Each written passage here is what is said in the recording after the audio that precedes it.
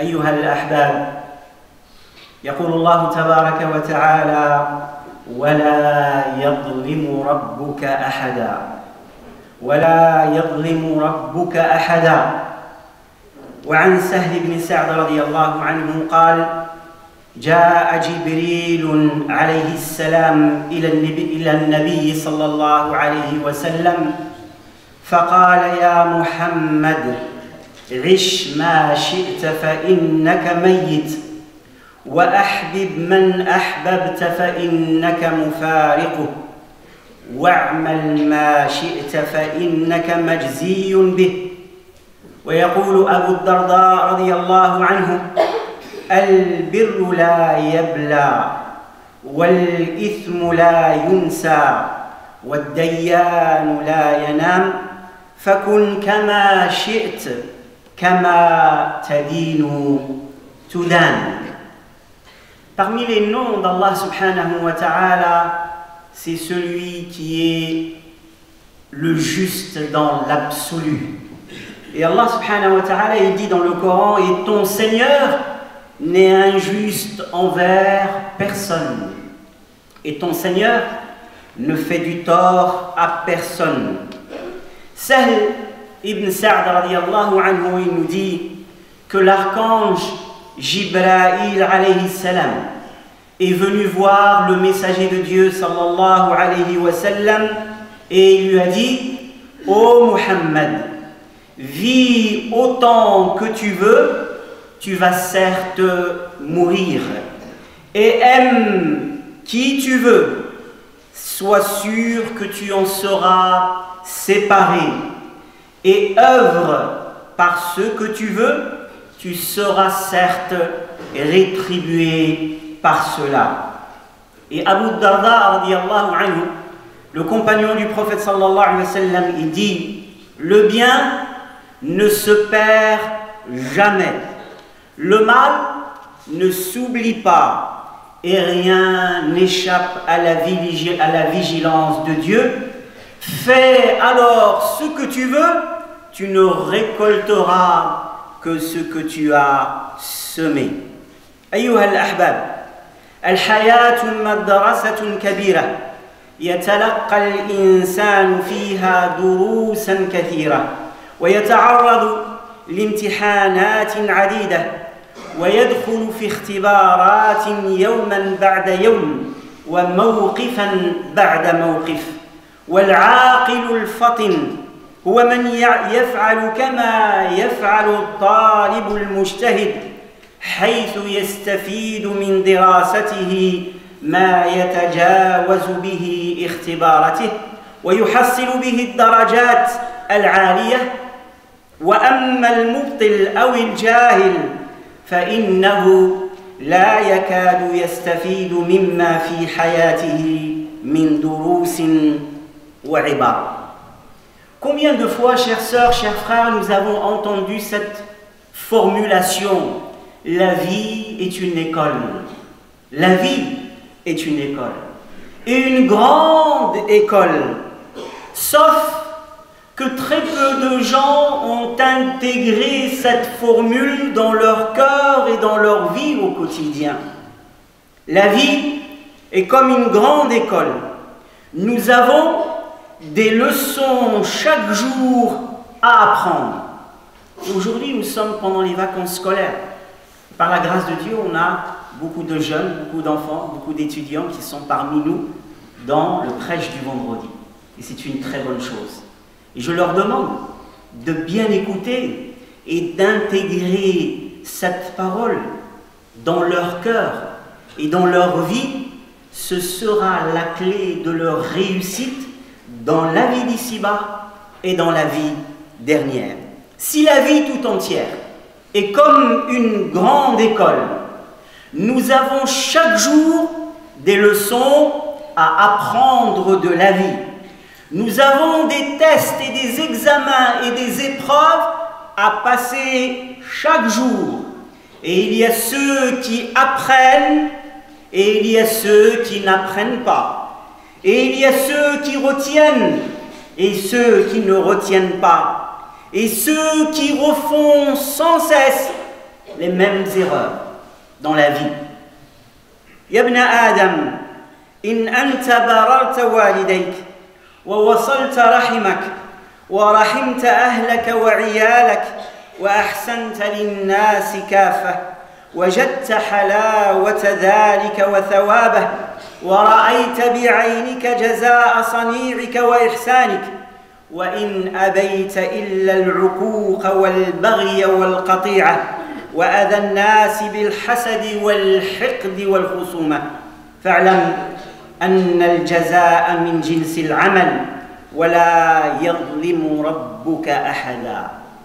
Est-ce qu'on arrive à imaginer un étudiant qui a été assidu à l'école, qui a fait ses devoirs, qui a écouté le cours, qui a tiré des leçons de ses erreurs et de ses fautes, et qui ne les a pas refait dans les autres examens et durant l'année, que c'est un élève qui sera en échec, il sera dans la réussite.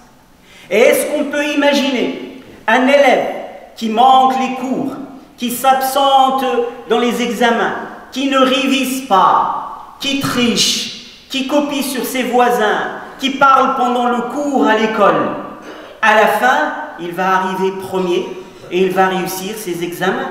On ne peut pas imaginer cela. Eh bien, la vie est comme une école. On ne peut pas imaginer quelqu'un qui a manqué de respect envers ses parents et qui n'a pas respecté les liens de parenté et qui a été tout le temps dans la polémique, la jalousie, la haine, la méchanceté, dans les péchés et les bonnes actions, qu'il sera accueilli à bras ouverts au paradis. Et Allah subhanahu wa ta'ala n'est injuste envers personne. La règle, c'est qu'il y a dans la vie de tous les jours la semence, on est en train de semer des graines. Et qui dit semence, dit qu'il viendra un jour où il faudra récolter. Et on ne récolte que ce que nous avons semé. Alors pourquoi en vouloir aux gens? Pourquoi en vouloir aux autres? Pourquoi en vouloir au monde entier quand nous récoltons uniquement ce que nous avons semé de nos propres mains? Et la vie d'ici-bas, c'est un champ de labour, et la récolte, elle sera ici-bas et dans la vie dernière. حج رجل مع أبيه الذي بلغ من العمر عتيا وكانوا وقتها يركبون الجمال وهم في قافلة فأراد الرجل الكبير أن يرتاح قليلا من السفر تحت ظل شجرة واستمرت القافلة بالسير وجلس الابن مع أبيه فلما ارتاح قليلا حمل أبيه على ظهره وانطلق يجري به ليلحق بالقافلة يقول الابن فجأة وإذا بأبي يبكي ودموعه تنحدر على كتفيه فقلت ما لك يا أبي والله إنك أخف على ظهري من الهواء قال والله ما أبكي من أجل هذا ولكني في هذا المكان قبل فترة من الزمن حملت أبي على ظهري فتذكرت قول الله تعالى هل جزاء الإحسان إلا الإحسان فبأي آلاء ربكما تكذبان. Chacun récoltera les fruits de ce qu'il a semé. Un homme a fait le pèlerinage avec son père. À l'époque où les gens faisaient le pèlerinage à dos de monture de chameau, pas de voiture, pas d'avion, pas de bateau, les gens faisaient le pèlerinage à pied, à cheval, à dos de chameau, avec les moyens qu'il pouvait. Cet homme a fait le pèlerinage avec son père. Et il y a un moment donné, son père est fatigué, ils se sont arrêtés sous un arbre pour se reposer à l'ombre d'un arbre. Et la caravane est repartie. Et lorsque le père s'est reposé, l'enfant a pris son père et l'a mis sur son dos. Il a porté son père sur son dos. Et nos parents, on doit les porter sur nos dos, sur nos épaules, sur notre tête. On doit être un tapis pour eux, nos parents, pour ceux qui sont vivants. Qu'Allah leur fasse miséricorde et les préserve comme ils nous ont éduqués enfants. Et ceux qui sont morts, qu'Allah subhanahu wa ta'ala les couvre de sa miséricorde et les récompense pour tout ce qu'ils ont donné à leurs enfants. Ce père, ce jeune, il porte son père sur son dos et il essaye de rattraper la caravane. Et à un moment donné, il sent quelque chose de mouillé qui est en train de tomber sur ses épaules. Et il voit que son père est en train de pleurer. Et ce jeune, il dit à son père, « Ne pleure pas, papa. Par Allah, tu es plus léger sur mon dos qu'une plume. » Il ne veut pas montrer à son père que c'est dur, qu'il est lourd, qu'il est en train de souffrir. Il lui dit, « Ne pleure pas, papa. Tu es plus léger qu'une plume sur mon dos. » Et là, le père, il pleure et lui dit, « Mon enfant, je ne pleure pas pour cela, mais je pleure parce que, subhanallah, c'est à cet endroit exactement qu'il y a plusieurs années de cela que j'ai fait le pèlerinage en compagnie de mon père et qu'il est tombé fatigué à cet endroit et je l'ai porté sur mon dos exactement comme tu viens de le faire et je me suis souvenu de la parole d'Allah. Est-ce que la récompense du bel agir ne peut être que le bel agir? Chacun récoltera de ses actions ce qu'il a semé. Chacun récoltera le fruit de ses actions. أقول قولي هذا وأستغفر الله لي ولكم واستغفروه إنه هو الغفور الرحيم.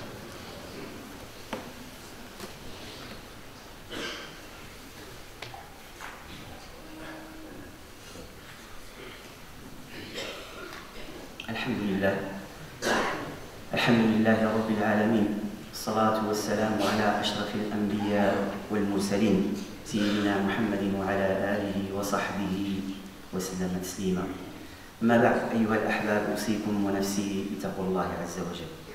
أيها الأحباب قد يعترض بعض بني آدم ويسخطون وقد يشكون حينما يرون بعد أقدار الله وكيف يرفع الله أقواما ويضع آخرين ويفتح أبوابا ويغلق أخرى ويعطي ويمنع ويبتلي ويعافي ويغني ويفقر ويكرم ويهين ويعز ويذل وأن لابن آدم أن يدرك حكمة الله سبحانه. من أخذ يقول صلى الله عليه وسلم من أخذ أموال الناس يريد أداءها أدى الله عنه ومن أخذ يريد إتلافها أتلفه الله. إياكم أيها الأحباب والطلاق والتفريق بين الأم وولدها ظلما وعدوانا فمن فرق بين والدة وولدها فرق الله بينه وبين أحبته يوم القيامة.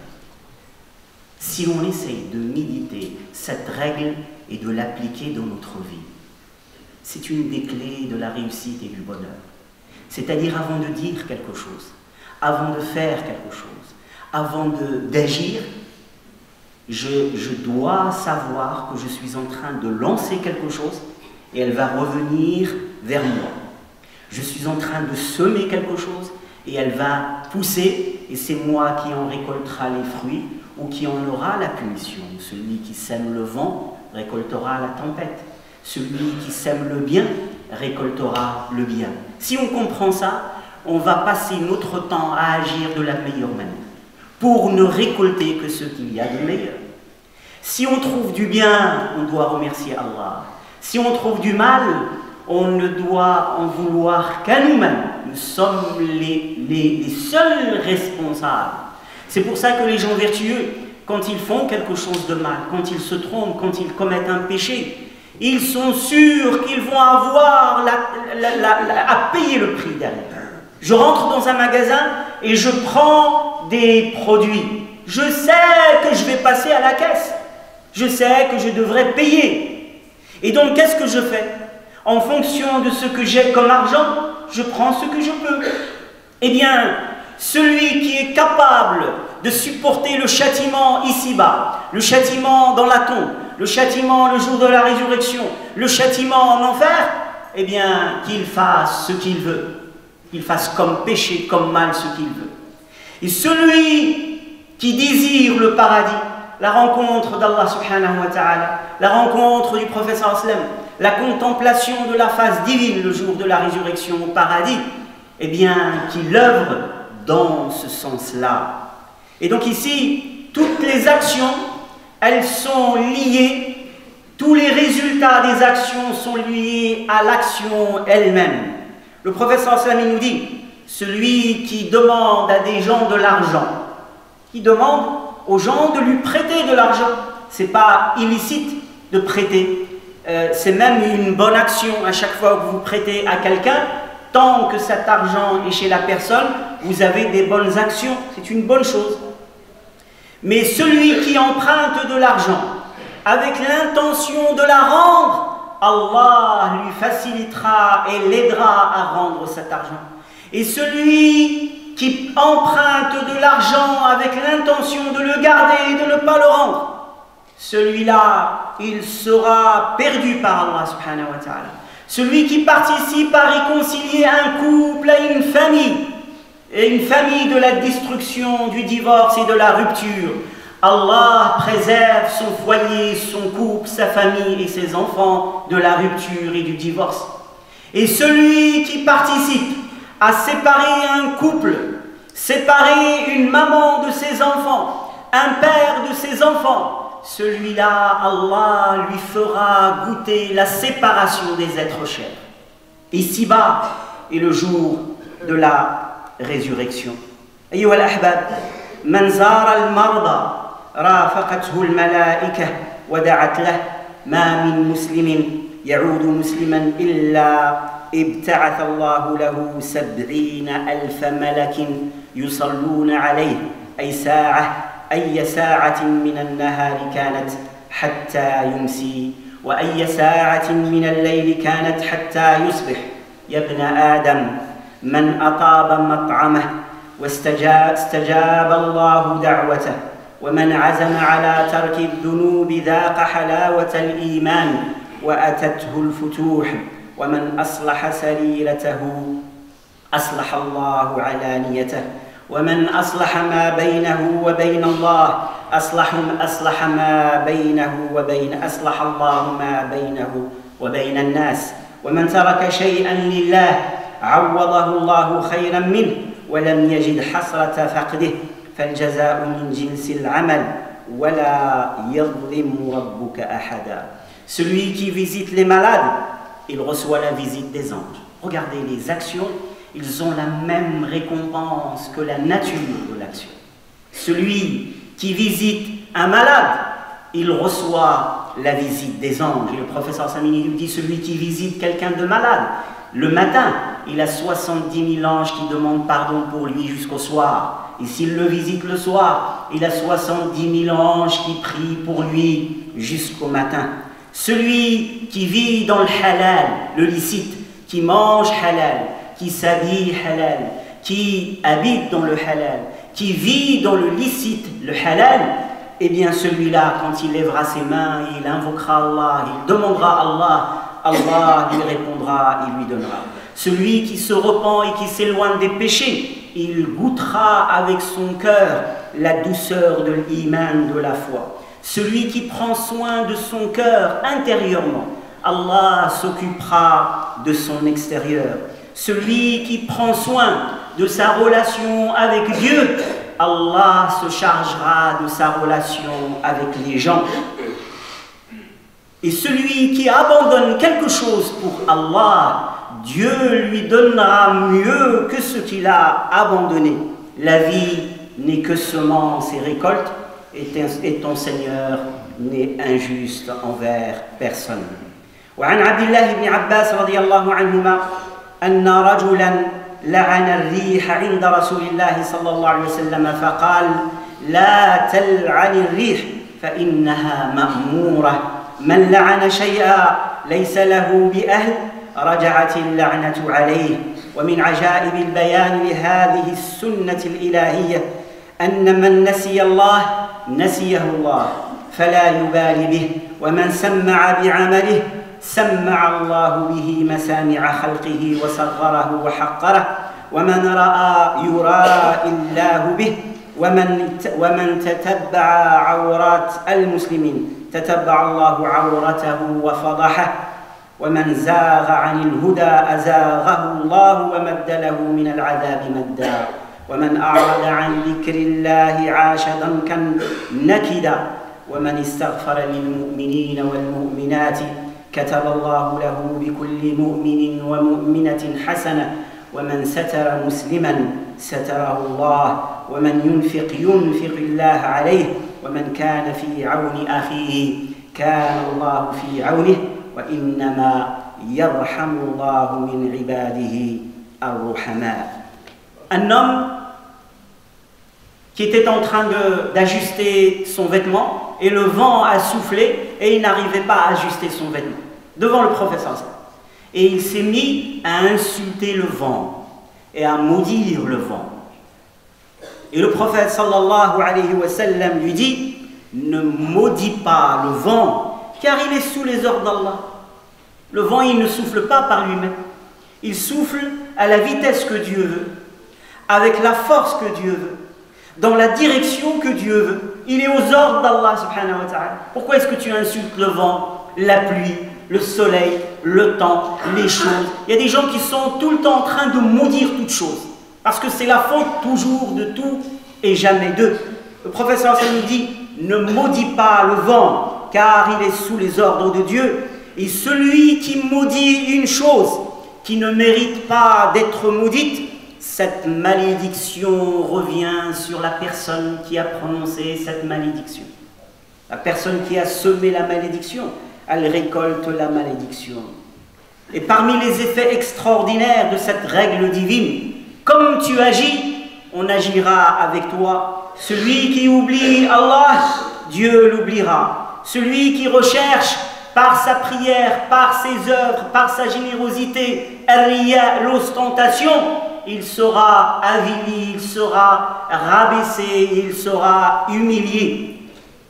Celui qui cherche les défauts des gens, Dieu lèvera le voile sur ses propres défauts. Et celui qui demande pardon pour ses frères, il aura pour chaque musulman, chaque musulmane vivant et mort, une bonne action. Regardez ici la valeur de savoir semer, savoir labourer et savoir semer, et après tu attends. Tu choisis la bonne terre, tu sèmes de la meilleure manière et tu sèmes les meilleures graines et tu attends. Ce que nous vivons aujourd'hui, c'est la récolte d'hier. Et ce que nous semons aujourd'hui, nous allons le récolter demain. Et ce que nous semons sur terre, les êtres humains le récolteront dans la vie dernière. Alors à chacun de choisir ce qu'il veut semer par rapport à ce qu'il veut récolter. أقول قولي هذا وأستغفر الله لي ولكم فاستغفروه إنه هو الغفور الرحيم. اللهم اهدنا فيمن هديت وتولنا فيمن توليت بارك لنا فيما رزقت وأعطيت حبب إلينا الإيمان وزينه في قلوبنا وكره إلينا الكفر والفسوق والعصيان واجعلنا من الراشدين ومع الراشدين. اللهم اجعلنا إخوة متحابين فيك متزاورين فيك متناصحين فيك متجالسين فيك برحمتك يا أرحم الراحمين. اللهم صل على سيدنا محمد وعلى آله وصحبه وسلم تسليما. اللهم احينا على سنته وأمتنا على ملته واحشرنا في زمرته برحمتك يا أرحم الراحمين. أرنا الحق حقا وارزقنا اتباعه وأرنا الباطل باطلا وارزقنا اجتنابه. اللهم ارحمنا وارحم والدينا وارحم من علمنا وارحم من سبقنا بالإيمان ولا تجعل في قلوبنا غلا للذين آمنوا برحمتك يا أرحم الراحمين. اللهم اشف مرضانا وعاف مبتلانا وارحم موتانا. اللهم اغسلهم بالماء والثلج والبرد ونقهم من الذنوب والخطايا كما ينقى الثوب الأبيض من الدنس برحمتك يا أرحم الراحمين. كن لهذه الأمة وليا ونصيرا. وحد صفنا، اجمع شملنا، وحد كلمتنا برحمتك يا أرحم الراحمين. اجعلنا على قلب رجل واحد برحمتك يا أرحم الراحمين. ولا حول ولا قوة إلا بالله العلي العظيم. وآخر دعوانا أن الحمد لله رب العالمين. أيها الأحباب، بعد صلاة الجنازة على الرجل. Après la prière, il y a la prière mortuaire et le défunt est un homme.